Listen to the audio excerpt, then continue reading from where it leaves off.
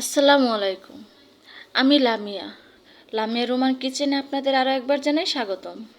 রুই মাছের কালিয়া ছোট বড় সবাই খেতে অনেক পছন্দ করে, তবে বেশি মশলাদার হওয়ার কারণে আপনারা অনেকেই রান্না করতে ভয় পান। খুব কম মশলায় রান্নাটা আমি যেভাবে করে থাকি, আজ আপনাদের সেটাই দেখাবো। তবে আরেকটা কথা বলে রাখা ভালো, এভাবে রুই মাছ যেভাবে রান্না করব সেভাবে, যেমন মৃগেল, কাতলা, এসব মাছ আপনি রান্না করতে পারবেন। কালীবাউস এটাও রান্না করতে পারবেন এভাবে। কিন্তু আষ্টে ছাড়া যে মাছগুলো, ওগুলো আবার রান্না করার নিয়মটা অন্যরকম, আমি অন্য একটা ভিডিওতে দেখিয়ে দিব। এখানে আমি কিছুটা মাছ আগে থেকে কেটে এবং ধুয়ে পরিষ্কার করে রেখেছি। দুটো টমেটো কুচি করে নিয়েছি, টমেটোটা ঢিপ করা ছিল ফ্রিজে। পেঁয়াজ কুচি নিয়েছি, একটু পেঁয়াজ বাটা, আদা বাটা, রসুন বাটা, এগুলো আগে থেকে আমি শিলপাটায় বেটে রেখেছি। 1.5 চামচ মরিচ, 1 চামচ হলুদ,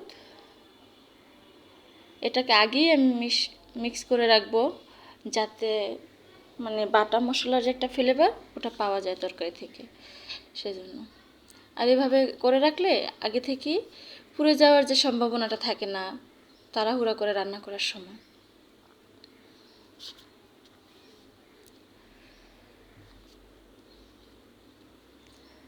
এবার কিছুটা হলুদ আর কিছুটা মরিচ, একটু লবণ নিয়ে মাছটাতে ভালো করে মিশিয়ে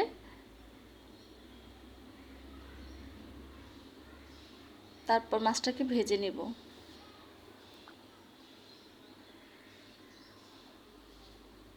আমার মিক্স করা হয়ে গেল। এবার একটা প্যান কড়াইতে একটু তেল নিয়ে নেব।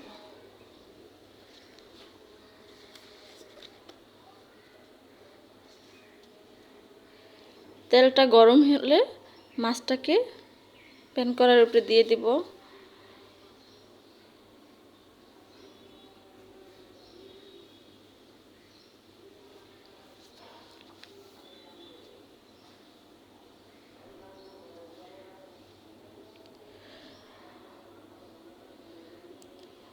মাছটাকে এপিট ওপিট করে ভালো করে ভেজে নেব। মাছটা বেশি করে ভাজা যাবে না, মানে এ পরিমাণে হালকাই ভাজতে হবে, যে এরকম সাদা থাকে যেন। বেশি গাঢ় ভাজা দিলে মশলাটা ভিতরে ঢুকবে না। আর তাছাড়া আপনারা যদি চান যে বেশি করে ভাজতে, তো পারেন। এবার আমি ওই যে মাছ ভাজার তেল ছিল ওটার ভিতরেই আমি পেঁয়াজ কুচি দিয়ে দিলাম। আমি একটু তেল দেওয়ার কম চেষ্টা করছি, সেজন্য কম তেলের মধ্যেই দিলাম। আপনারা চাইলে আরেকটু পরিমাণ তেল দিয়ে নিতে পারেন। এবার পেঁয়াজটা একটু ভেজে নিব। একটা মুখ ফাটা এলাচ, একটা তেজপাতা আর একটা শুকনো মরিচ দিয়ে দিলাম। এখন একসাথে ভেজে নেব।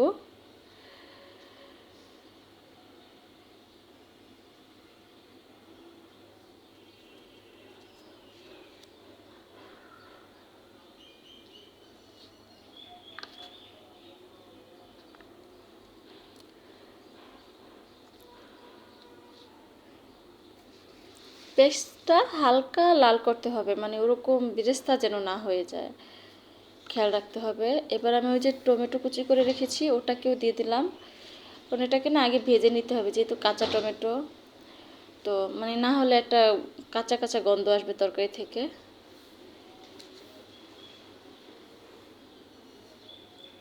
এটাকে একটু ভেজে নিয়ে এবার আগে থেকে মিক্স করে রাখা মশলাটা সেটা দিয়ে দিলাম।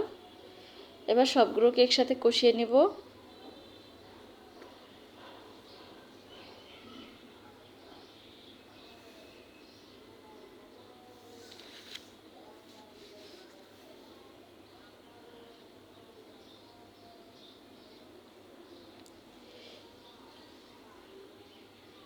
ঘন্টাখানেক বা আধ ঘন্টার মতো আগে যদি আপনারা হলুদ মরিচটাও মিক্স করে রাখেন, তাহলে যেমন গ্রামের যে রান্নাটা হয় রিয়েল, মানে বাটা মশলার, ওগুলোর স্বাদ পাওয়া যাবে।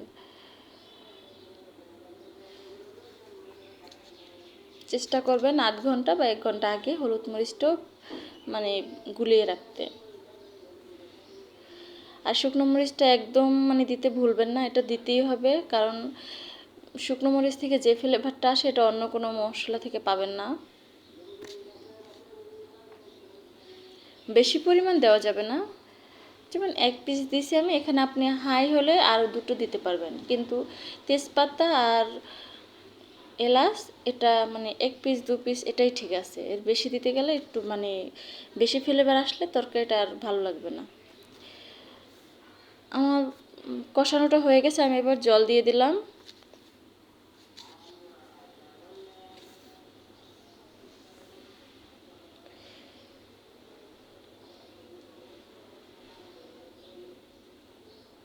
এটাকে একটু জাল করে নিলাম ভালোভাবে। এবার মাছগুলো দিয়ে দিব।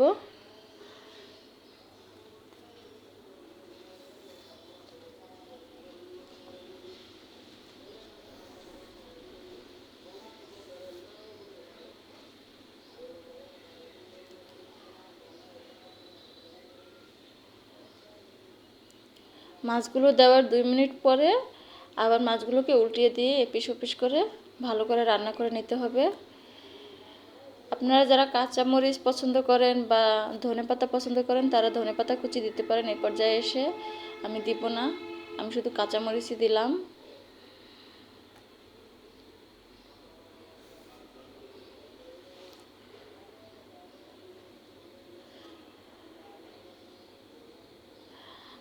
আমার আজকের ভিডিওটি আপনাদের যাদের কাছে ভালো লাগবে প্লিজ লাইক করতে ভুলবেন না। আর যারা আমার চ্যানেলে নতুন চাইলে চ্যানেলটি সাবস্ক্রাইব করে নিতে পারেন। ভালো থাকবেন। আল্লাহ হাফেজ।